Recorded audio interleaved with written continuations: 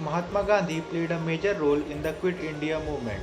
Gandhi was a firm believer in ahimsa and in the use of non-violent forms of protest and civil disobedience to achieve independence.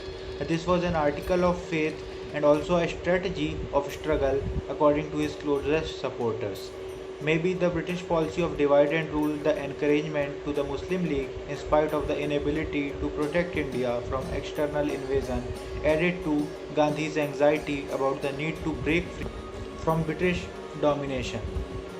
The British wanted to keep India loyal to the war, and in exchange they offered dominion status but offered little changes to the Government Act of 1935. This was not acceptable to the Congress leaders and the mission failed.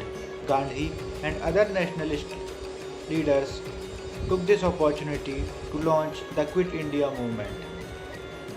Gandhi seized upon the failure of the Cripps mission, the advances of the Japanese in Southeast Asia, and the general frustration with the British in India.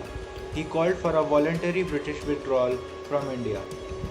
From 29 April to 1st May 1942, the All India Congress Committee assembled in Allahabad to discuss the resolution of the Working Committee.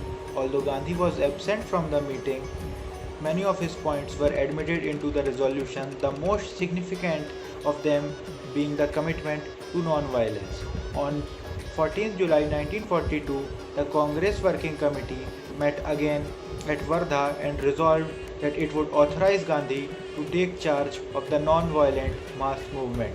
The resolution, generally referred to as the Quit India Resolution, was to be approved by the All India Congress Committee meeting in Bombay in August. On 7 to 8 August 1942, the All India Congress Committee met in Bombay and ratified the Quit India Resolution. Gandhi called for do or die.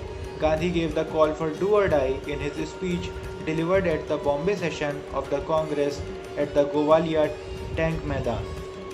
Thus, Mahatma Gandhi launched the Quit India movement on 8th of August 1942. The next day, on 9th August 1942, Gandhi, members of the Congress Working Committee and other Congress leaders were arrested by the British government under the Defence of India rules. The arrest of Gandhi and the Congress leaders led to mass demonstrations throughout India. While Gandhi was still in jail in February 1944, Kasturba Gandhi, the wife of the Mahatma, fell seriously ill. The government was so heartless that they showed no human feelings and did not let Gandhi out of the jail. Gandhi had to see her death on 22nd February in a helpless way that shocked him. Very soon he fell seriously ill. By early May, the doctors expressed grave fear that he might die at any moment. The Viceroy therefore ordered the release of Gandhi on 6th May 1944 unconditionally. Gandhi recovered very quickly. His presence outside the jail generated a new hope in the minds of the people. He declared, "The August resolution is still there. I cannot alter, nor do I wish to alter a single comma in that resolution." Common people, as well as the revolutionaries, looked at him with high hope for a fresh directive. Although most demonstrations had been suppressed by 1944, upon his release, Gandhi continued his resistance and went on a 21-day fast. Guys, on a 21-day fast. Facing resistance both from the British and several people in Congress, the way Gandhiji kept struggling to keep the movement alive and non-violent at the same time very well explains his role in Quit India movement.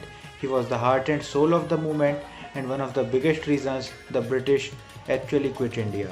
So, on the auspicious occasion of this Agast Kranti Divas, let's remember the father of the nation, Mohandas Karamchand Gandhi, also known as Bapu.